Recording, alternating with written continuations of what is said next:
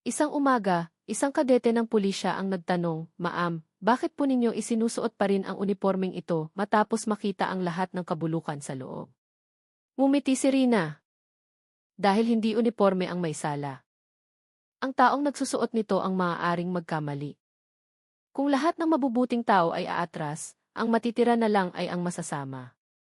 Natahimik ang buong klase. Ang mga salitang iyon ay tumatak sa kanilang isipan. Ilang buwan pagkatapos, inanyayahan si Rina sa isang parangal para sa mga inspirasyonal na pulis ng taon. Hindi niya inaasahan na siya ang tatanggap nito. Nang tawagin ang kanyang pangalan, lumakad siya patungo sa entablado na may mahinahong mga hakbang. Tinutukan siya ng ilaw na nagbigay diin sa kanyang malumanay ngunit matatag na mukha. Tumayo siya sa harap ng mikropono, tiningnan ang mga manonood at nagsalita, "Hindi ko nais na tawaging bayani. Ginawa ko lamang ang nararapat gawin ng bawat pulis. Ang magprotekta, hindi mang-api." Sana ang kwentong ito ay hindi maging isang pambihirang salaysay, kundi maging isang pangkaraniwang bagay sa hinaharap. Umalingaw ang palakpakan. Ngunit sa kaibuturan ng kanyang puso, alam ni Rina na hindi pa tapos ang kanyang misyon. Ilang araw matapos ang parangal, bumalik siya sa Balintawak Market. Ang lugar kung saan nagsimula ang lahat. Ang palengke ngayon ay mas malinis, mas maayos at mas ligtas. Sinalubong siya ng mga tindera na may ngiti, "Ma'am Rina, napadalaw po kayo. Ang tagal ninyong hindi nakita," bati ng isang nagtitinda ng gulay. Ngumiti si Rina, naglakad sa isang maliit na eskinita, at huminto sa lugar kung saan dati niyang tinatambak ang mga napupulot na basura. Nandoon pa rin ang bakas ng kanyang lumang kariton, na ngayon ay ginagamit na ng ibang mga ngalakal. Umupo siya sandali, pinagmamasdan ang payapang pag-inog ng buhay sa palengke. Pagkatapos, mula sa kanyang bulsa, inilabas niya ang isang maliit na lata, ang tanging bagay na itinago niya mula sa kanyang panahon ng pagpapanggap. "Ikaw ang unang nakaalam ng lahat, hindi ba?" bulong niya sa lata, na para bang kinakausap ang isang matagal ng kaibigan. Nagsimulang umambon. Tumayo si Rina at tumingala sa langit. Sa kanyang mukha ay maihalong pagod at ginhawa. Mula sa likod ng isang pwesto, lumitaw si Berto, dala ang 2 baso ng mainit na kape. "Alam kong dito kita matatagpuan," sabi niya habang inaabot ang isang baso. Tinanggap ito ni Rina na may ngiti. "Gusto ko lang balikan ang lugar kung saan nagsimula ang lahat." At nagtapos, dagdag ni Berto. Umiling si Rina. "Hindi, Bert. Hindi ito ang katapusan. Ito ay unang kabanata pa lang ng mahabang paglalakbay para linisin ang ating uniforme." Tiningnan siya ni Berto ng may paghanga. "Hindi ka talaga nagbabago, Rina. Matigas pa rin ang ulo mo at idealistiko." "Kung lahat ay malambot, sino ang magbabantay sa katarungan?" sagot ni Rina. Sila'y magkasamang tumayo sa ilalim ng lumalakas na ulan. Ang palengke ay nananatiling abala, ang mga tindera ay patuloy sa pagtawag ng mga mamimili. Ang buhay ay nagpapatuloy. Ngunit para kay Rina, lahat ay iba na ang dating. Ngayon, bawat mukha sa palengke ay nagpapaalala sa kanya na ang isang maliit na pakikibaka ay maaaring mag-apoy ng isang malaking apoy. Ang apoy na iyon ay maaaring hindi nakikita, ngunit patuloy na nagliliyab sa loob ng kanyang uniforme. Sa dibdib ng isang babaeng minsan ng sinipa dahil inakalang pulubi, ngunit tumayo muli bilang simbolo ng katapangan. Tumingin si Rina sa malayo, sa basang kalsada. "Hanggat may inhustisya," bulong niya, "hindi ako titigil." Ngumiti si Berto. "At hanggat hindi ka tumitigil, hindi rin ako mananahimik." Nagkatinginan sila sandali bago humigop sa kanilang lumalamig na kape. Sa di kalayuan, sumilip ang araw sa pagitan ng mga ulap, nagpapakita ng liwanag sa mga sanaw sa aspalto. Huminga ng malalim si Rina. Ang Maynila ay maingay pa rin, marumi pa rin. Ngunit sa araw na ito, tila ito ay mas tapat. Dahan-dahan siyang naglakad palayo, iniwan ang palengke na may magaan na mga hakbang. Sa kanyang likuran, ang tunog ng ulan ay naging musika na nagsasara sa kanyang kwento. Ang kwento ng isang babaeng intel na piniling lumaban, hindi dahil sa katanyagan, kundi dahil alam niya, kung walang maglalakas loob, walang magbabago. Tanghali tapat, at ang araw sa Quezon City ay parang isang nagbabagang bakal na idinidiin sa kalangitan. Ang Commonwealth Avenue ay siksikan sa mga sasakyan, isang simponya ng mga busina at alikabok.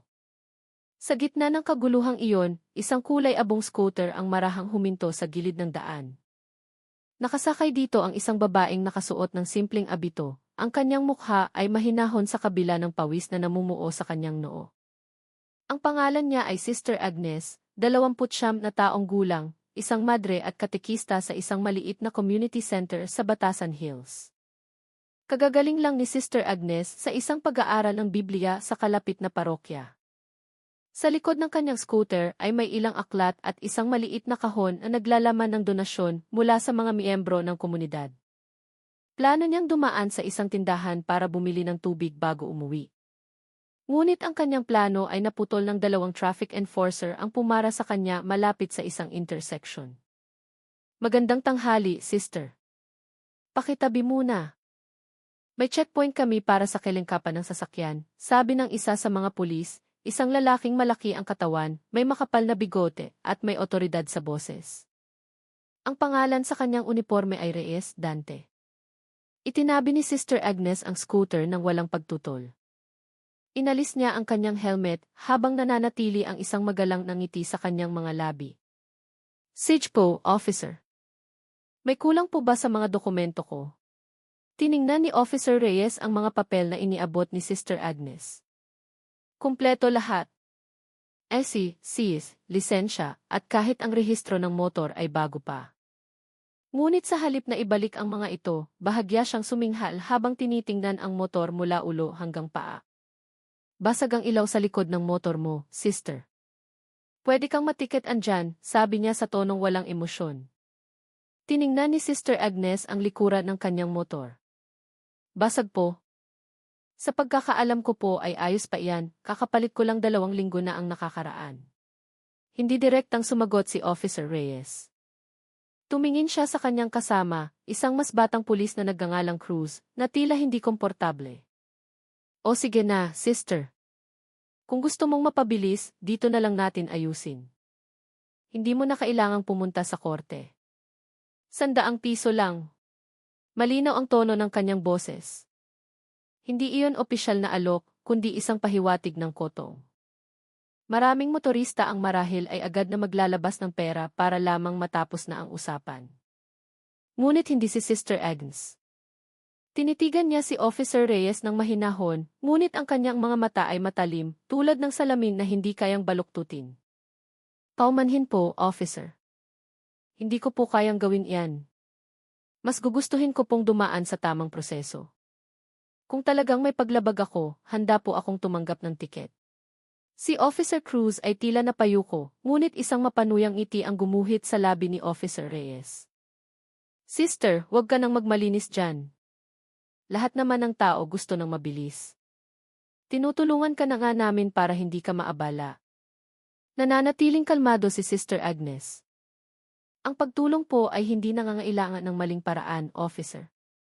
Naniniwala po akong mas alam ninyo iyan. Ang kanyang boses ay malumanay ngunit may diin.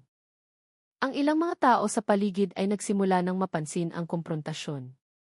May mga huminto at may mga lihim na nagre-record gamit ang kanilang mga telepono. Naramdaman ni Officer Reyes na napapahiya siya, lalo na sa harap ng isang madre na nagsasalita ng may buong tapang at paninindigan. Bigla, bahagya niyang sinipa ang gulong sa harap ng motor ni Sister Agnes, dahilan upang ito'y bahagyang gumiwang. Ang tigas naman ng ulo mo. Binibigyan na kita ng magandang paraan, tinuturuan mo pa ako ng batas. Ang malakas na boses na iyon ay umagaw ng atensyon ng mas maraming tao. Isang lalaking nagdaraan ang bumulong, naku, parang si Sister Agnes yan na nagtuturo sa community center sa may Batasan. Tinitigan ni Sister Agnes si Officer Reyes nang walang takot. Wala po kayong karapatang sipain ang sasakyan ko. Hindi po iyan ang tamang asal ng isang alagad ng batas. Lalong nag-init ang ulo ni Officer Reyes. Lumapit siya, kumuha ng tiket mula sa kanyang bulsa, at pinunit ito sa harap mismo ng mukha ni Sister Agnes. Kung lahat ay katulad mo, hindi kami makakapagtrabaho. Pwede kong i-impound ang motor mo ngayon din. Sinubukan siyang pakalmahin ni Officer Cruz. Boss, tama na iyan. Marami nang nakatingin, bulong nito, ngunit hindi nakinig si Reyes. Hayaan mo sila. Para malaman nila kung sino ang may kapangyarihan sa kalsadang ito. Huminga ng malalim si Sister Agnes. Ang kanyang mukha ay nanatiling payapa kahit na mabilis ang tibok ng kanyang puso. Alam niyang kung lalaban siya, maaaring lumaki ang gulo. Ngunit kung mananahimik siya, ang ganitong uri ng kawalang katarungan ay magpapatuloy. Sa huli, inilabas niya ang kanyang telepono, pinindot ang record button at nagsimulang kumuha ng video. Siege po, officer. Kung gusto ninyong i-impound ang motor ko ng walang malinaw na dahilan, ere-report ko po kayo. Ito ang aking ebidensya. Agad na napaatras si Officer Cruz, bakas ang pagkataranta sa kanyang mukha. Ngunit si Reyes ay mabilis na humakbang at marahas na tinabig ang kamay ni Sister Agnes, dahilan upang bumagsak ang telepono sa sementadong kalsada. Huwag kang makam-makam, sister. Huwag kang magmarunong. Kalsada ito, hindi simbahan. Umalingaw-ngaw ang kanyang sigaw. Ang mga taong nanonood ay nagsimula ng magbulungan at magreklamo. Hoy, pulis, huwag kang bastos, sigaw ng isang driver ng jeep mula sa malayo. Ngunit bago pa man may makalapit, tinapakan ni Officer Reyes ang telepono gamit ang kanyang mabigat na itim na bota at tiningnan si Sister Agnes ng mga matang nag-aapoy sa galit. Sa susunod, matuto kang gumalang sa otoridad. Natahimik sandali si Sister Agnes. Isang butil ng luha ang pumatak mula sa kanyang mata, hindi dahil sa takot, kundi dahil sa galit at lungkot. Ang makita ang unipormeng dapat sana ay nagpoprotekta sa mamamayan ay ginagamit para mang-api. Ngunit nang walang sinasabi, yumuko siya, dinampot ang basag na telepono, at muling tiningnan si Officer Reyes. Maaari ninyong apakan ang telepono ko, sabi niya ng marahan, halos nanginginig ang boses. Pero huwag ninyong apakan ang aking dignidad. Ang mga salitang iyon ay nagpatigil sa lahat. Ang mga nanonood ay tumingin kay Officer Reyes na may ekspresyon ng pagkadismaya. Huminga ng malalim si Officer Cruz, alam na ang sitwasyon ay wala na sa kontrol. Boss, umalis na tayo. Marami nang nag-video, mahina niyang bulong. Suminghal si Reyes sa inis, at naglakad palayo na may namumulang mukha. Ngunit lingid sa kanyang kaalaman, isang tindera ng Banana Q sa kabilang kalsada ang nakakuha ng video ng buong pangyayari mula simula hanggang wakas. Ang video na iyon, na may malinaw na tunog at matalas na imahe, ay malapit nang kumalat sa internet at baguhin ang lahat. Kinabukasan, ibang-iba ang pakiramdam sa Quezon City. Sa social media, isang 2 minutong video ang mabilis na kumalat. Sa video, malinaw na nakikita ang isang pulis na sumisipa sa motor at tumatapak sa telepono ng isang madre. Ang mga pamagat na lumabas sa iba't ibang lokal na pahina ay kapansin-pansin. Aroganteng pulis sa Commonwealth, tinapakan ang cellphone ng madre. Netizens, nag-aalab sa galit. Bumaha ang mga komento. Grabe. Si Sister Agnes yan, di ba? Nakasama ko na siya sa isang outreach program. Sobrang sama ng ugali ng pulis na iyan. Hindi karapat-dapat magsuot ng uniforme kung ganyan ang asal. Sana maglakas loob si sister na i-report sa V. Sa loob lamang ng ilang oras, ang video ay napanood na ng daan-daang libong beses. Lumitaw ang hashtag na Justice for Sister Agnes sa Facebook at Twitter. Maraming tao ang nagsimulang magpunta sa community center kung saan naglilingkod si Sister Agnes upang kumpirmahin ang balita. Noong umagang iyon, nakaupo si Sister Agnes sa opisina ng center, bakas ang pagod sa kanyang mukha. Sira ang kanyang telepono, ngunit isa sa mga voluntaryo ang nagbalita sa kanya tungkol sa video na naging viral. Napabuntong hininga siya. Sister, maraming reporter sa labas ng gate, sabi ni Ate Rose, isang kasamahan niya. Gusto ka raw nilang interviewin. Umailing si Sister Agnes. Ayokong makipag-usap sa media, Rose. Ayokong maging sensasyon ang isyong ito.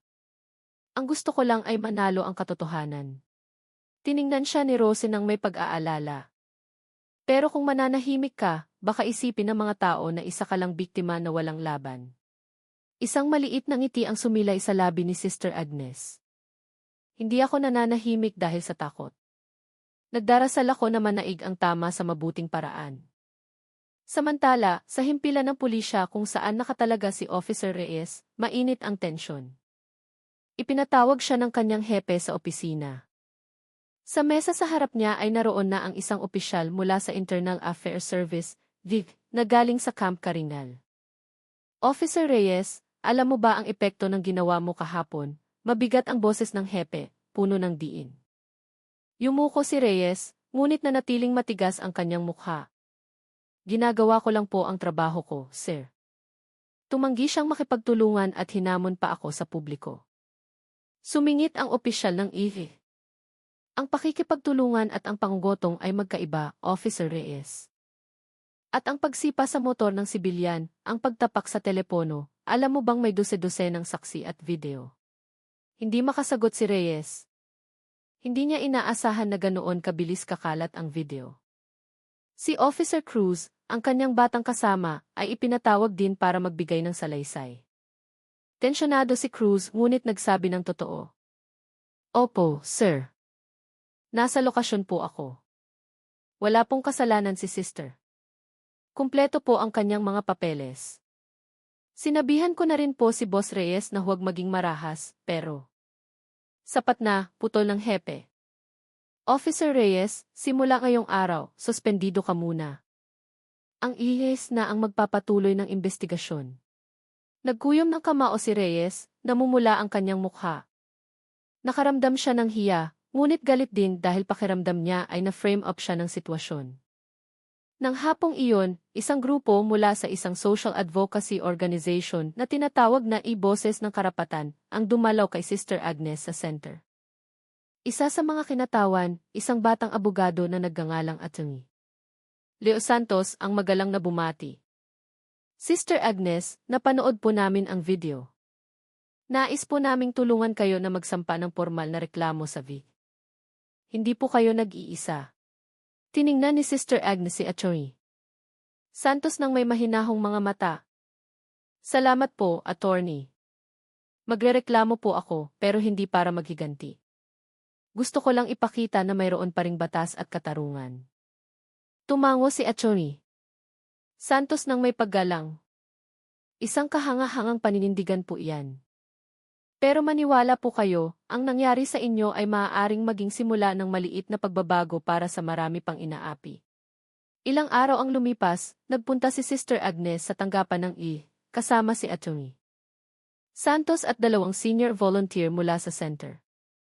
Nagkukumpulan na ang mga mamamahayag sa labas, ngunit naglakad siya ng may kapayapaan, dala ang isang folder na naglalaman ng karagdagang ebidensya at mga saksi. Sa loob ng silid, maraming itinanong ang investigador. Sinagot lahat ni Sister Agnes ng may pasensya, walang bahid ng galit. Kahit nang tanungin kung handa ba siyang patawarin ang nagkasala, malumana siyang sumagot, bilang isang tao, napatawad ko na po siya. Ngunit para sa katarungan ng publiko, hayaan nating ang batas ang magpasya. Ang pahayag na iyon ang naging pangunahing sipi sa maraming balita ng gabing iyon. Sister Agnes, pinatawad ang pulis, ngunit nananawagan pa rin ng katarungan. Lalong umigting ang suporta ng publiko para sa kanya. Maging ang ilang kilalang lider ng simbahan ay nagpahayag ng suporta sa pambansang telebisyon. Sa kabilang banda, nagsimulang maramdaman ni Dante Reyes ang bigat ng pressure. Patuloy siyang pinapatawag para sa mga karagdagang pagsisiyasat. Ang kanyang mga kapitbahay at pamilya ay nadamay. May mga nahihiya, may mga nagagalit. Sa kanilang bahay, umiyak ang kanyang asawa. Bakit ka naman umabot sa ganyan, Dante? Nakalimutan mo na bang may mga anak tayo? Noong gabing iyon, sa unang pagkakataon, nagmuni-muni si Dante sa kanilang beranda. Tiningnan niya ang kanyang sapatos. Ang sapatos na dati buong pagmamalaki niyang isinusuot para magpanatili ng kaayusan, ngunit ngayon ay parang simbolo ng kanyang kasalanan. Nagsimula niyang alalahanin ang mga salita ni Sister Agnes. Maaari ninyong apakan ang telepono ko, pero huwag ninyong apakan ang aking dignidad. Ang mga salitang iyon ay umalinggaw sa kanyang isipan, dahilan upang hindi siya makatulog. Lumipas ang ilang araw. Lumabas ang resulta ng investigasyon ng VIF. Si Police Staff Sergeant Dante Reyes ay napatunayang nagkasala ng paglabag sa Code of Ethics at karahasan laban sa isang sibilyan. Pinatawan siya ng demotion at 6 na buwang suspensyon at inutusang sumailalim sa etika at public service seminar. Ang balita ay naging headline sa maraming media outlet. Ngunit ang pinaka-pinag-usapan ay hindi ang parusa, kundi ang reaksyon ni Sister Agnes na tumangging humingi ng anumang pinansyal na danyos. Gusto ko lang maging aral ang pangyayaring ito, sabi niya sa harap ng mga reporter. Para sa mga alagad ng batas na maglingkod ng may puso. Para sa mamamayan na maglakas loob na manindigan para sa katotohanan ng walang puot. Sa pagtatapos ng araw, sa maliit na kapilya ng community center, mag-isang nakaupo si Sister Agnes habang pinagmamasdan ang papalubog na araw. Marahang narinig ang tawag para sa Angelus. Isang batang sakristan ang lumapit, dala ang isang bagong telepono, donasyon mula sa komunidad. Sister, galing po ito sa mga kaibigan natin sa parokya. Para raw po makapagpatuloy kayo sa inyong online na katesismo.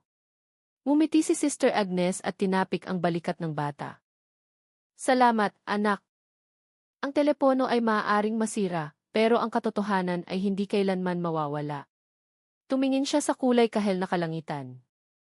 Tila ang lahat ng sakit na kanyang naranasan ay unti-unting nagiging isang maliit na liwanag, isang liwanag ng pag-asa na ang bansang ito ay mayroon pa ring mga taong matapang na lumalaban sa inhustisya sa isang mapayapang paraan.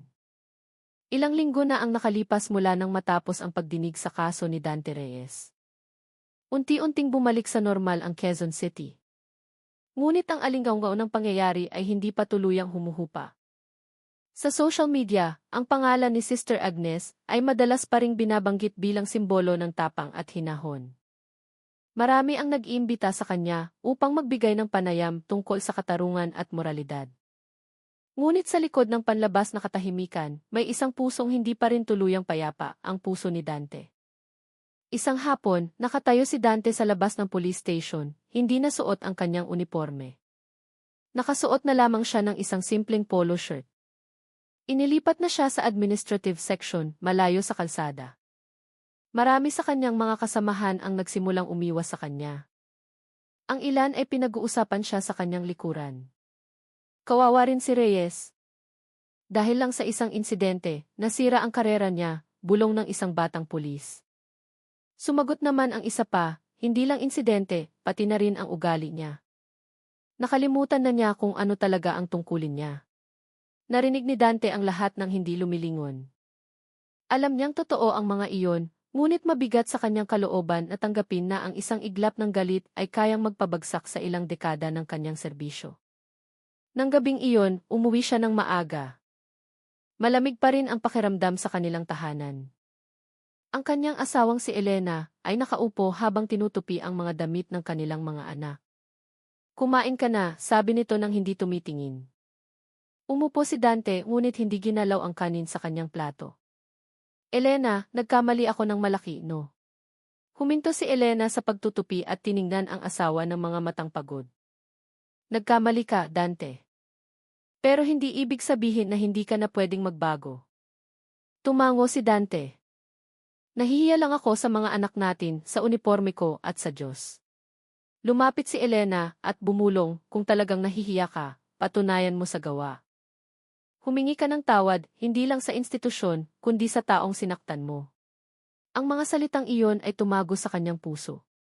Nang gabing iyon, hindi makatulog si Dante. Paulit-ulit na naglalaro sa kanyang isipan ang mukha ni Sister Agnes, payapa kahit na hinamak, sinaktan at pinahiya. Ang isang bagay na pinaka-naaalala niya ay ang katatagan nito.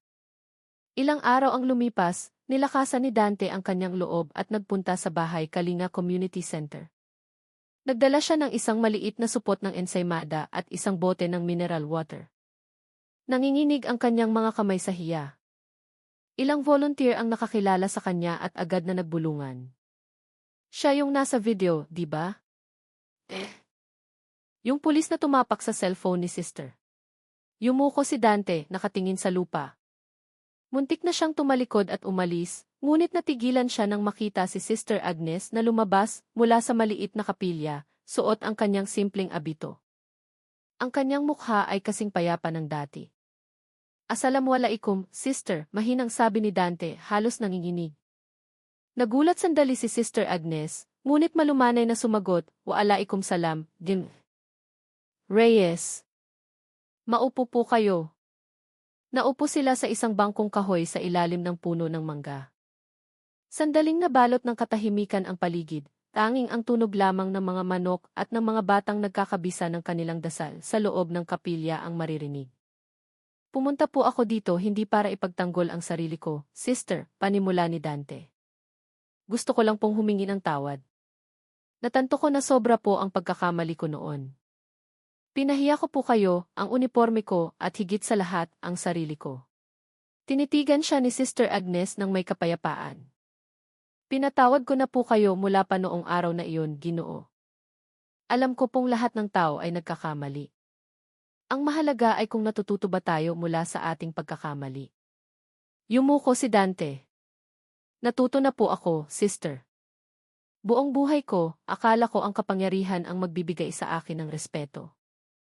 Ngayon ko lang nalaman na hindi pala uniforme ang nagpaparespeto sa isang tao, kundi ang pag-ugali.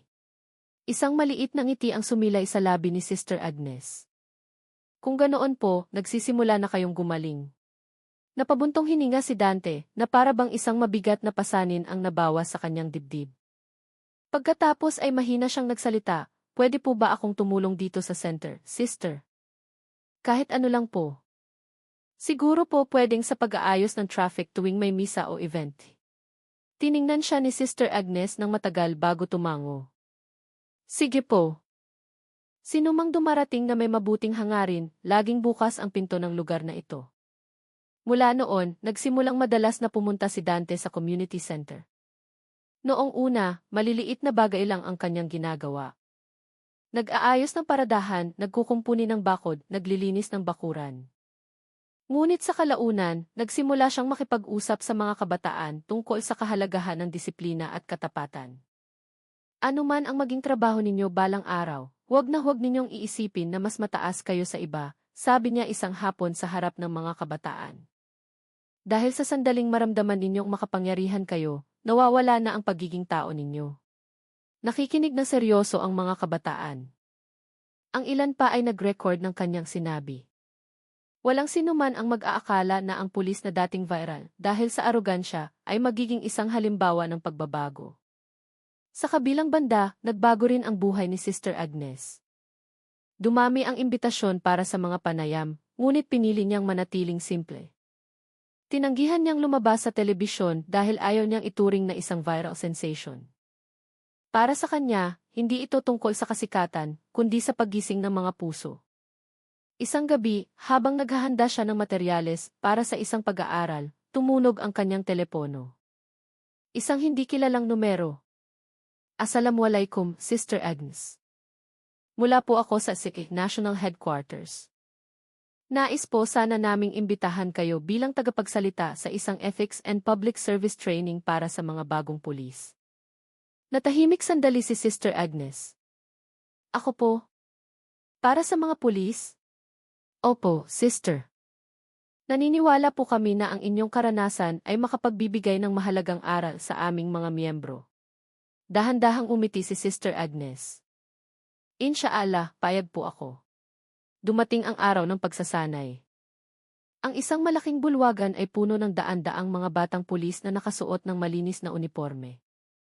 Sa harap, nakatayo si Sister Agnes, mahinahong nagsasalita, hindi bilang isang biktima, kundi bilang isang paalala ng moralidad. Alam ko pong mabigat ang tungkulin ninyo, malumanay niyang sabi. Ngunit tandaan ninyo, ang taong bayan ay hindi kalaban. Sila ay isang tiwala na ipinagkaloob sa inyo.